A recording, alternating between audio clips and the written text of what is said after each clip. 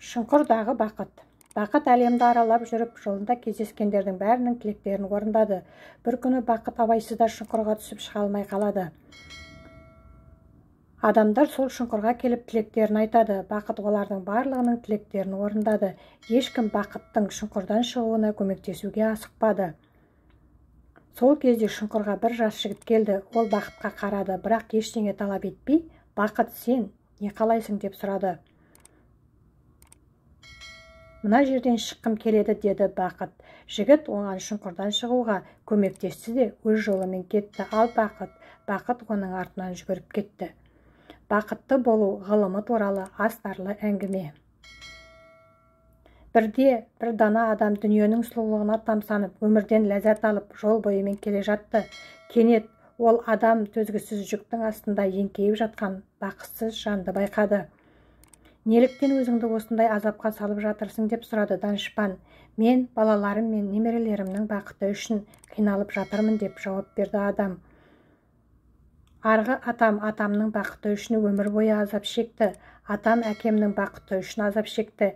Әкем менің бақытым үшін азап шекті. Және мен өмір бойы қиналатын боламын. Тек балаларым мен немерелерімнің бақыты үшін».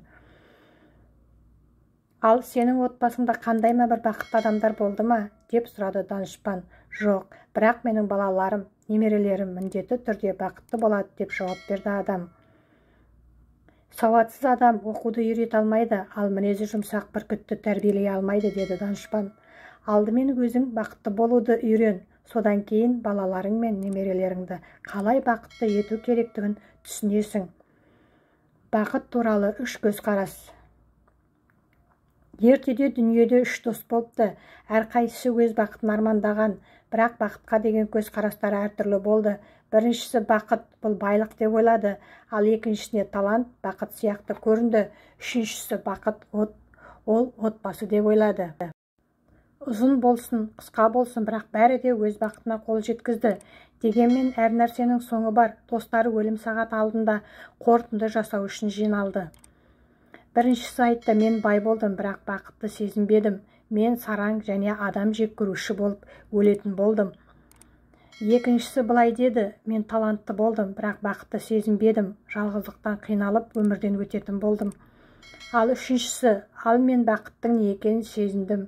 Мен жақын адамдарымның мейіріміне бөлендім және жер бетінде ең қымбатты, сүйікті адамдарымды қалдырдым». Жасырын бақыт туралы астарлы әңгіме. Бірде құдайлар жиналып көңіл көтеруді шешті. Олардың бірі: «Адамдардан бірдеңе тартып алайық», деді. Ұзақ ойланып, екіншісі дауыстап: «Мен білемін. Олардың бақытын тартып алайық, бірақ ең басты мәселе оны таба алмайтындай жерге жасыру керек».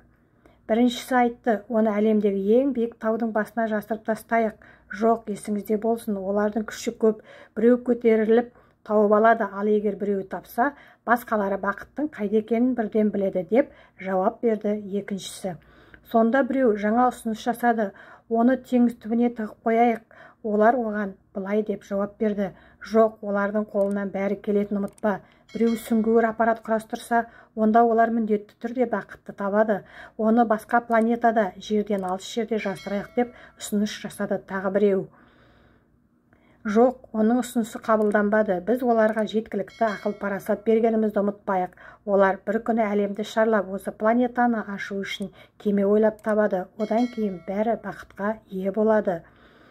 Болып жатқан әңгімені үндемей, сөйлеп жатқандарды мұқият тыңдап отырған ең кәрі құдай былай деді: «Мен бақытты қайда жасыру керектігін білем деп ойлаймын. Сондықтан олар оны ешқашан таба алмайды».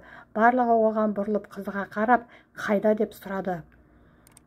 «Бақытты адамдардың өз іштеріне тығып қояйық. Олар оны сырттан іздеумен айналысатын соншалық, оны өз ішінен іздеу олардың ойына да келмейтін болады». Барлық құдайлар ортақ келісімге келеді. Содан бері адамдар өз өмірлерін бақыт іздеумен өткізуде, бақыттың өз ішінде жасырылғанын білмегендіктен. Бақытты сырттан емес, өз жүрегіңнен ізде.